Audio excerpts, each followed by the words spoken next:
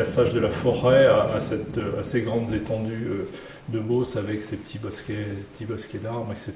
Et puis après, la séquence où on aperçoit la cathédrale, on la disparaît, on revient là, et puis voilà. Bon, il y a une belle séquence à cet endroit-là, en tout cas. Voilà.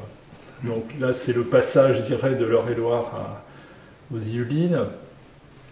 Et en arrivant dans les Yvelines, il y a des vitesses de perception différentes. Si on prend l'autoroute de l'Ouest, il y a des séquences, des descentes. C'est un vrai manège avec des ouvertures et des perspectives. Il y a des accélérations, des choses comme ça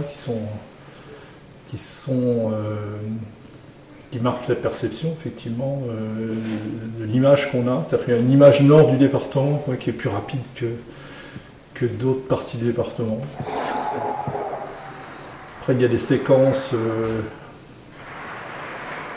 négatives, Coignères, tout ça. C'est sûr que ces paysages construits, urbanisés, qui aussi sont dans une logique de ralentissement. Il y a des embouteillages, il y a des trucs, donc c'est quelque chose qui est différent.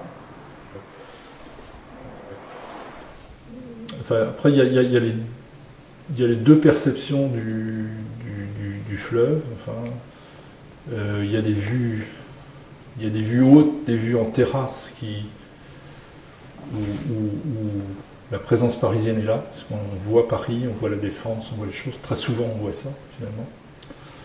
Et puis des vues intimes au niveau de l'eau, qu'on a du mal à approcher, d'ailleurs.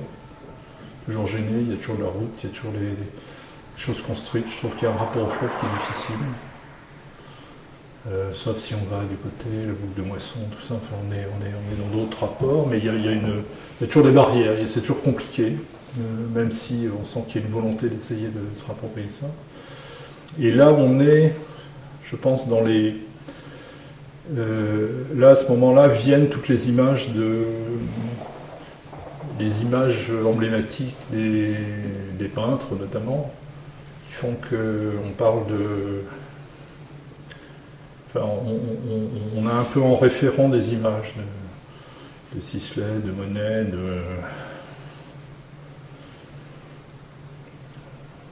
enfin ceux-là qui viennent en esprit là, mais il y en a bien évidemment d'autres, qui forcément comment dire, déterminent la façon dont on va regarder tout ça.